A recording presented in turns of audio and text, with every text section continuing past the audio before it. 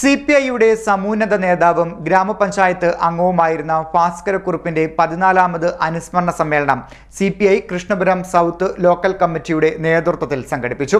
അനുസ്മരണ സമ്മേളനം ബ്ലോക്ക് പഞ്ചായത്ത് അംഗം ഓച്ചിറ ചന്ദ്രൻ ഉദ്ഘാടനം ചെയ്തു. CPIയുടെ പ്രധാന നേതാവും ഗ്രാമപഞ്ചായത്ത് അംഗവുമായിരുന്ന ഭാസ്കരക്കുറുപ്പിന്റെ 14ാമത് അനുസ്മരണ സമ്മേളനം CPI കൃഷ്ണപുരം സൗത്ത് ലോക്കൽ കമ്മിറ്റിയുടെ നേതൃത്വത്തിൽ സംഘടിപ്പിച്ചു.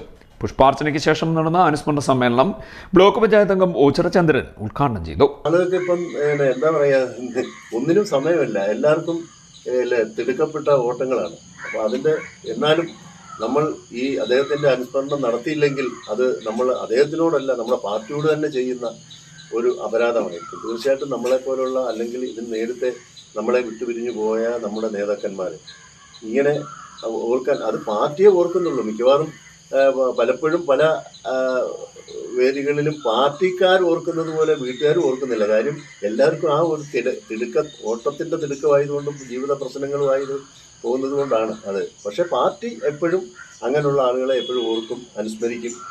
അതാണ് ഇതിൽ നിന്ന് മനസ്സിലാക്കാനുള്ളത്.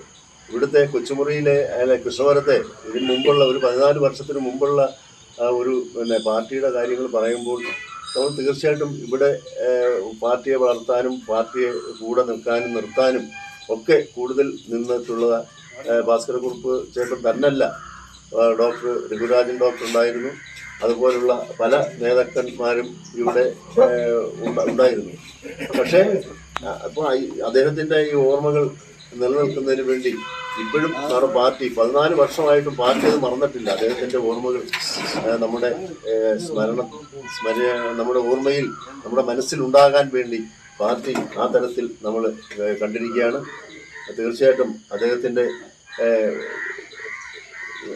സ്മരണകൾ കൂടുതൽ നമ്മുടെ മനസ്സിൽ ഉണ്ടാവട്ടെ. CPI local committee secretary AK Saju അധ്യക്ഷത വഹിച്ചു. Y Rasheed, N Naseer, K Gopalakrishna Pillai, Anoop Chandran, A Nisar, S Mohanan എന്നിവർ സംസാരിച്ചു. ശ്രീരാജ് സ്വാഗതവും ചാക്കോ ഫിലിപ്പ് നന്ദിയും പറഞ്ഞു. CD net news, Kayamkulam.